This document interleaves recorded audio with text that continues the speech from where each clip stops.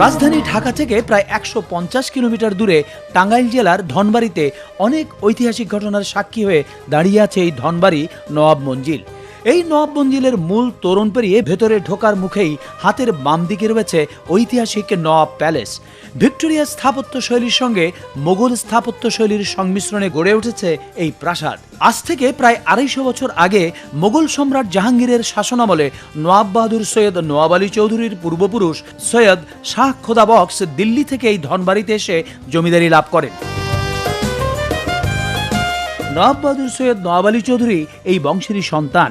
জন্ম ১৮৬৩ সালের ২৯ ডিসেম্বর নাটোরে তার মাতুলালয়ে। তিনি ছিলেন অবিভক্ত বাংলার প্রথম মুসলিম মন্ত্রী। ১৯২৯ সালের ১৭ এপ্রিল মৃত্যুর আগ পর্যন্ত তিনি মন্ত্রীর দায়িত্ব পালন করেন। ঢাকা বিশ্ববিদ্যালয় প্রতিষ্ঠায় নওয়াব আলী চৌধুরীর উল্লেখযোগ্য অবদান ছিল।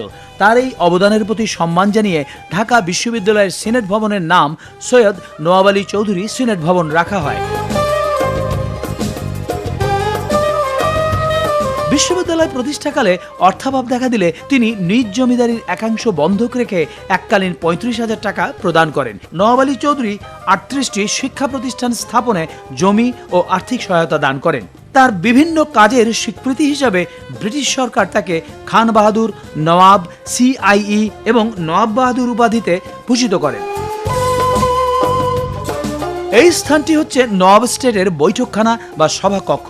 লর্ড হার্ডিঞ্জ যে ভবনে বসে সভা করেছিলেন এটি সেই ঐতিহাসিক ভবন। নওয়াব মঞ্জিলের এই কক্ষটিতে প্রতিষ্ঠিত হয়েছে একটি মিউজিয়াম। নওয়াবের ব্যবহৃত বিভিন্ন দ্রব্যাদি নিয়ে এই মিউজিয়ামটি সাজানো হয়েছে।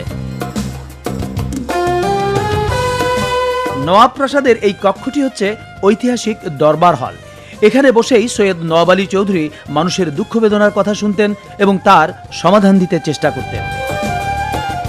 এই নওয়াব বাড়ির সবচেয়ে গুরুত্বপূর্ণ প্রত্নতাত্ত্বিক নিদর্শন হলো প্রায় ৭০০ বছর আগে নির্মিত এখানকার জামে মসজিদটি, যা নওয়াব বাহাদুরের পূর্বপুরুষরা নির্মাণ করেছিলেন। প্রতিদিন অনেক পর্যটক এই ধনবাড়ির নওয়াব মঞ্জিল দেখতে আসেন।